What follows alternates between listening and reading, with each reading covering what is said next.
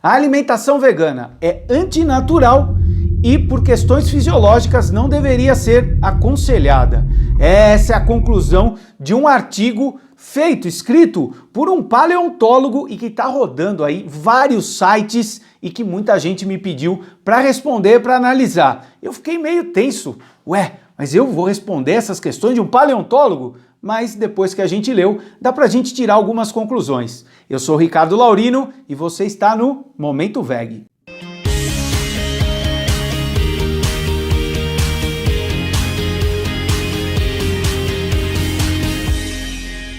É isso aí, pessoal, muito bom estar aqui com vocês. E olha, dessa vez não foi nenhum, nem dois, nem três, foi mas muita gente mesmo que me pediu para avaliar, que eu lesse e desse a minha opinião a respeito desse artigo. E eu vou fazer isso agora, lembrando que eu não sou nutricionista, eu não sou paleontólogo, mas as questões que esse artigo nos trouxe, dá pra gente avaliar vários pontos. Mas antes, você já sabe, né? Deixa seu like, compartilha esse vídeo, se inscreve aqui no canal e, claro, deixa o sininho das notificações pronto para te avisar quando tem vídeo novo. E vamos lá! Esse artigo foi escrito por um paleontólogo chamado Paul Palmquist. Eu acho que eu falei certo o nome dele, se não falei, Paul, me perdoa, hein? Mas vamos lá, como eu comentei, muita gente pediu pra gente avaliar, então eu trouxe, o artigo é longo, eu trouxe alguns trechos pra gente avaliar. O fato é que a conclusão desse artigo traz algo bem, desconfortável para nós veganos ou para aqueles que estão começando a pensar e terem a sua jornada para uma alimentação à base de vegetais. Segundo ele, não é natural e que, além disso, fisiologicamente não deveria ser indicada. Eu já pensei, caramba, já saiu algum estudo novo aí de grandes pesquisadores, a nutrição tá virando do avesso, estão mudando todas as questões e eu me preocupei realmente. Aí quando eu fui ler, tá aí. Vamos avaliar alguns pontos que ele nos traz para chegar a essa conclusão? Então vamos lá. Primeiro ele já começa falando sobre a questão de que muitos veganos consideram que a alimentação à base de vegetais, a alimentação dita vegana, ela protege contra a exploração animal. Eu acho que sim, né? Ou o inverso, se você tem uma alimentação à base de produtos animais, você está alimentando a exploração animal. Eu acho que isso não tem dúvida nenhuma. Que também a alimentação vegana favorece a proteção do meio ambiente, né?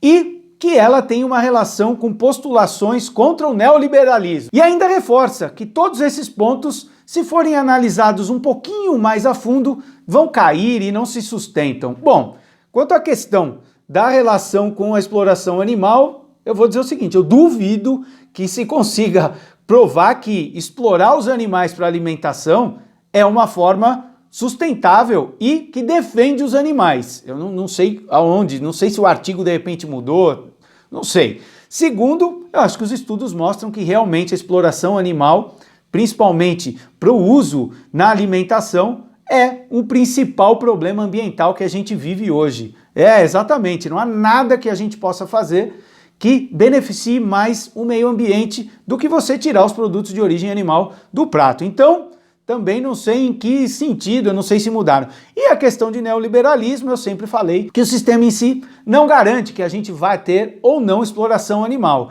Ou seja, a exploração animal, a relação que nós temos com os animais, não está relacionado com a questão econômica, a questão política, não. São os valores que nós desenvolvemos em nossa sociedade. Tanto é que não existe nenhum sistema político ou nenhuma nação que seja vegana, seja lá qual o sistema político, econômico, seja lá o que for. Ou seja, eu acho que isso daria para conversar um pouco mais adiante, e eu acho que não é esse assunto aqui. Vamos falar de paleontologia. Aliás, eu achei que era nutrição, mas ele trouxe paleontologia para definir o porquê que nós não devemos nos alimentar com uma alimentação vegana. Vamos lá. Então, logo no início, ele traz exatamente isso. Será que a gente, indagando a nossa evolução, a gente vai ter os mecanismos para encontrar qual é a alimentação mais adequada? Olha, esse é um dos equívocos, na minha visão, mais simples da gente pensar, analisar e ver que, usando lá o termo que ele usa, não se sustenta, né? Porque a questão não é se é natural ou não.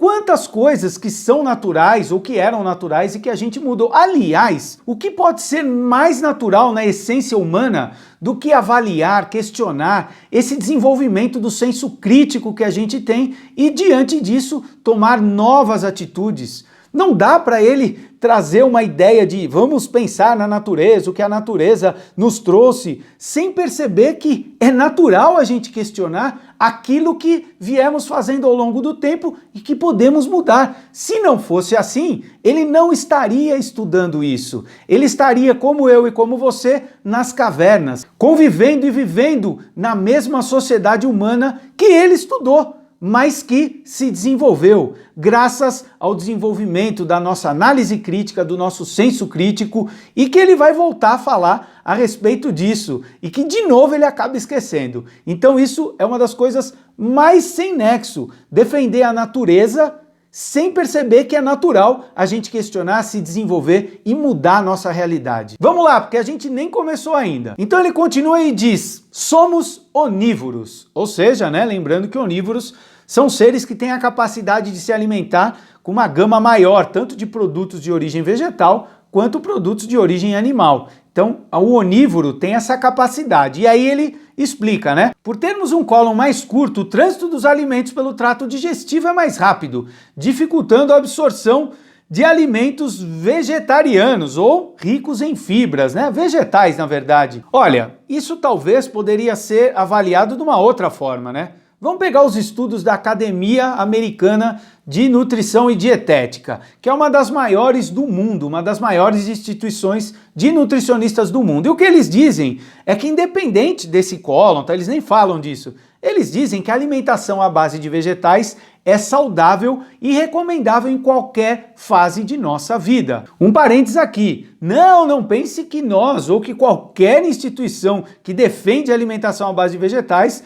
acha que um bebê não deve ser amamentado pela mãe, hein? Não é isso. Isso é o alimento mais vegano que tem, é o leite materno. Não é disso que a gente está falando. A gente está falando de produtos de origem animal de outros seres que não o leite materno. Então, eu acho que avaliar essas questões sem levar em conta estudos da real condição de pessoas que se alimentam à base de vegetais é estudar algo, é trazer elementos que podem nos falar como foi a nossa alimentação, como era a nossa alimentação e como ela fez parte do nosso mundo para que a gente chegasse aqui. Mas não significa que ela é uma necessidade, se ele mesmo diz que nós somos onívoros. E o que significa onívoro? Que nós precisamos comer? Não, um paleontólogo sabe muito bem que o onivorismo dá a capacidade do ser se defender, né, encontrar alimentos de várias formas, em vários ambientes. Essa é a grande vantagem humana.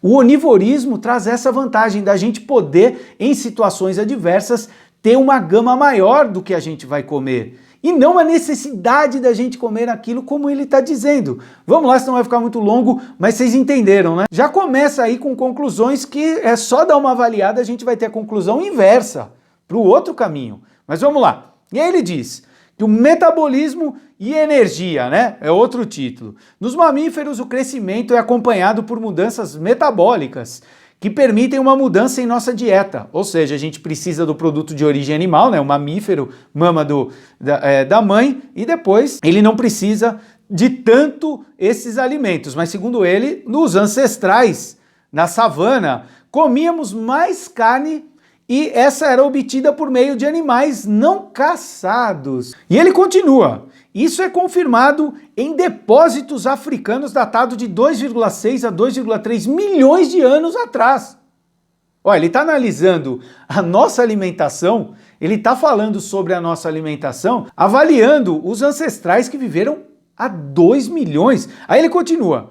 E são confirmados em depósitos europeus datados de 1,5 milhões de anos. Ó, dá pra gente avaliar tantas coisas de 1 milhão de anos para trás que eram feito, que fazia parte ou não. Ou seja, as coisas mudam, a gente não pode pensar nessa forma de que as coisas são estáticas. E aí ele continua, a dieta carnívora abriu a porta para acessarmos aminoácidos essenciais e outros micronutrientes como certos ácidos graxos e ômega 3 presentes em tecidos animais. Ah, gente, aí aí traz um equívoco por conta dele fazer essa análise, né? Eu não sei se no artigo original ou se na hora que ele escreveu ele não percebeu isso, né?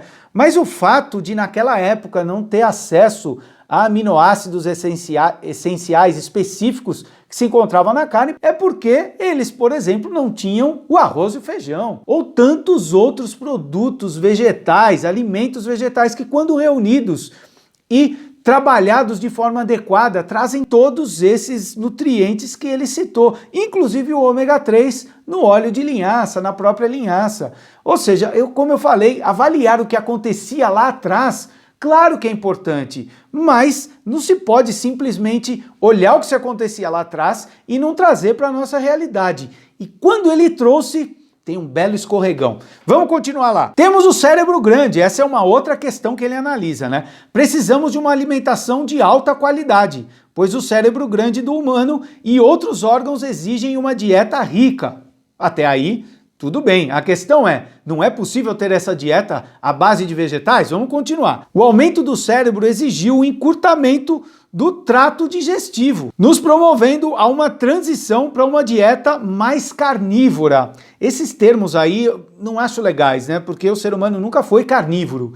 Então, quando fala uma dieta mais carnívora, ela traz alguns elementos que levam a pessoa ao equívoco. Não, nos levou a uma dieta onívora. Né? Então, por conta do que eu falei anteriormente, a gente vivia em aspectos em que a gente precisava, né? Era uma luta. Aliás, quando eu fui no Pânico, no programa Pânico, o apresentador Emílio comentou isso, né? A gente lutava pela vida, a gente tava, o que desse para comer, a gente ia comer. É verdade, eu acredito exatamente nisso. O ser humano desenvolveu essa capacidade por conta da realidade que ele conviveu, que ele vivia, e isso trouxe alguns benefícios para aquela época. Eu fico até nervoso quando eu falo disso. Mas vamos lá. E ele continua. Com isso, fomos beneficiados com a possibilidade de desenvolver o cérebro. Aliás, há estudos que questionam isso, que mostram que são outros. Porque se fosse só a carne, o cérebro do leão seria gigante. O tubarão, então, seria o animal mais inteligente de todos, né? Então não é a questão só da carne, são várias questões específicas. A carne pode ser uma delas, como há estudos que mostram que ela não teve nenhum desse papel tão fundamental. Então isso é bem questionável, mas eu não quero questionar isso, eu quero mostrar que mesmo que seja, a gente está em outra circunstância, mesmo que foi essencialíssimo, hoje a gente vê que não é. Mas olha que interessante, não sou eu que estou dizendo isso, vamos seguir no que ele fala.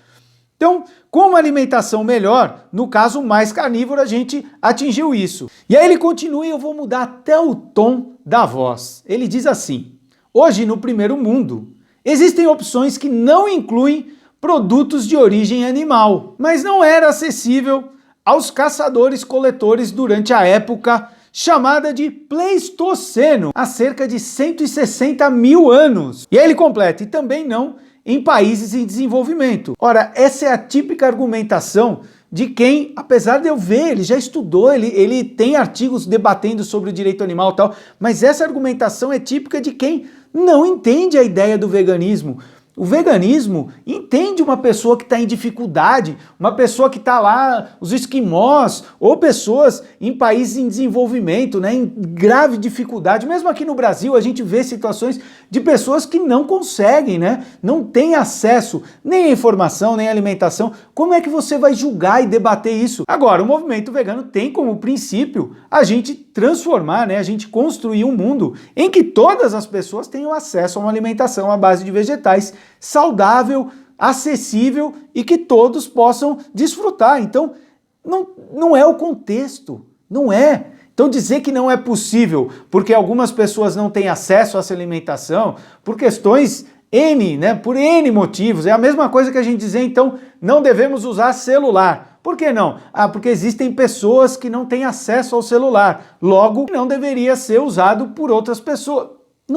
Não tem cabimento esse tipo de conclusão. Aliás, eu deveria parar aqui, mas eu vou continuar ali só para a gente dar um final aí. Outro ponto de análise que a gente poderia fazer é que ele está falando aqui, sempre falam isso, né? Sempre. Ah, o cérebro do ser humano cresceu por conta de termos comido carne e tal. Sempre gostam de trazer essa argumentação. Mas qual foi o resultado do crescimento do nosso cérebro? Isso é que eu gostaria de saber. E eu gostaria de perguntar a você que defende essa argumentação contra o veganismo. Fez a gente questionar as coisas. Olha, é aquela contradição maluca que a gente vive em eterna contradição nesse nosso mundo. Veja, desenvolveu o nosso cérebro, fez com que a gente mudasse várias circunstâncias do que era visto como, aliás, do que era natural naquela época. Por exemplo, a mulher no seu ciclo menstrual era natural buscar engravidar. Isso era natural, era uma necessidade da época para que a gente pudesse sobreviver como espécie. Hoje já é outra situação. Hoje a gente tem outras visões em relação a essa constatação. Por quê? Porque o nosso cérebro se desenvolveu, o nosso cérebro desenvolveu essa capacidade de questionamento, que inclusive nos coloca essa questão: devemos então continuar a explorar, a matar seres que têm capacidade de sofrer, capacidade de lutar pela sua vida, que buscam pela sua liberdade e tantas outras coisas que compartilham com nós humanos também? Ora, isso é algo que não dá para tirar desse espectro, senão fica meio voltado só para a paleontologia. Ah, a paleontologia vai definir o que a gente deve comer. Como assim? Ai, fico nervoso, hein? Vamos lá, vamos continuar.